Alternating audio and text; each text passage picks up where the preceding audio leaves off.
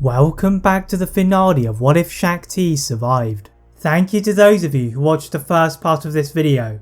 To recap what happened in that part, in case you haven't seen it, Master Ti had not continued to meditate in the temple, despite the purge of Vader and the clones on the Jedi, but instead she had saved as many of the Jedi as she could, with the help of Sindralig. After she had entered into the underworld, the Jedi Master had left the planet with the Martez sisters, but unfortunately, they are approaching the planet of Kessel. Approaching the atmosphere of the hot terrain, the Jedi Master orders the pilots to turn around, as they had evidently not learned their lesson from their previous journey, and after initially refusing, Master Ti performs a mind trick to make them swing the ship away. From beneath them, the Pikes had spotted the ship that had not delivered their spice, and ordered the guards to not let them escape. All of the Jedi gathered to the front of the ship, and with their combined might, force pushed the attempted tractor beam and fly to safety. Their close brush with death again did not ease the concerns of those aboard, and the Jedi receive another message from Senator Organa, telling them to convene on Polis Massa. The sisters drop the Jedi at the asteroid colony, before leaving for their next adventure, as Yoda is grateful that some of the Jedi have been saved. The Senator of Naboo, Padme Amidala, gives birth to Luke and Leia Skywalker before her death, and the Jedi needed to plan a counter-attack against the new Empire. The Jedi decide to split up to avoid detection, but Yoda would take the younglings and initiates to Dagobah and train them until they were ready, whilst those of sufficient skill are now under the service of the rebellion. The addition of these Jedi allows Organa to set up a group of Seeker rebel cells, independently operating to strike small hits against the Empire. Yoda's Jedi eventually ready, and after joining the others, their timing is perfect as they needed to destroy the super weapon that was the Death Star. Alongside Obi-Wan, who had taken a more active role in the rebellion, Master Ti guided a surprise attack on a dormant Imperial fleet, and they used their starfighters to blast through the destroyers before they could be activated.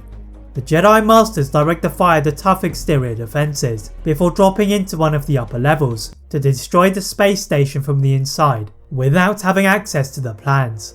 The Jedi used the Force to navigate through the maze until the strong air of darkness began to swirl around them. Vader marched down the corridor and dismissed his personal legion of Imperial stormtroopers and ignited his blade. The Jedi circled around the machine, and as they had planned, Obi-Wan began to absorb the smashing strikes from his old apprentice. His Master Ti used their mastery of lightsaber combat to find a path through his defences. Vader remained strong until the Jedi led the battle into the tight confines of the tractor beam control room. The Togruta Master danced on the beams as Obi-Wan prevented an escape from his old apprentice, and they eventually pushed Vader into the chasm.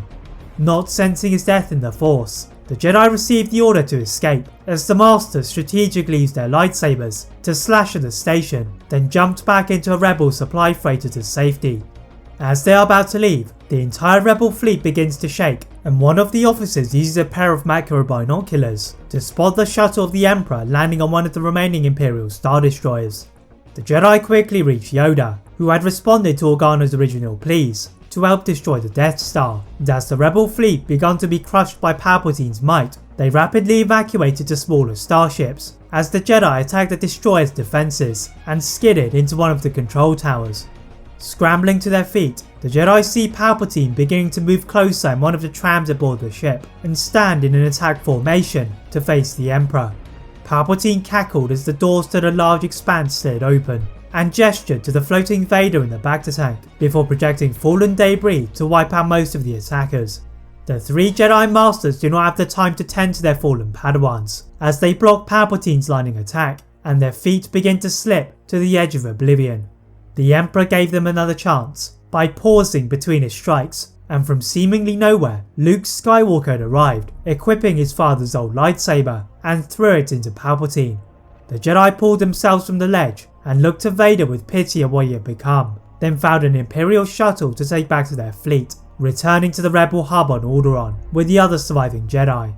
With the fall of the Sith, the Jedi could return to their former glory, establishing their roles as peacekeepers to the New Republic. Master Ti could take her place on the Jedi Council again. That is it for What If Shaak Ti Survived. If you enjoyed this What If, please like this video, turn on that notification bell, click that subscribe button on this channel, as well as on my other channel What If Films. And as always, leave a comment on what if you'd all like to see next, and how I can improve my videos. Thank you all very much for watching, and see you next time.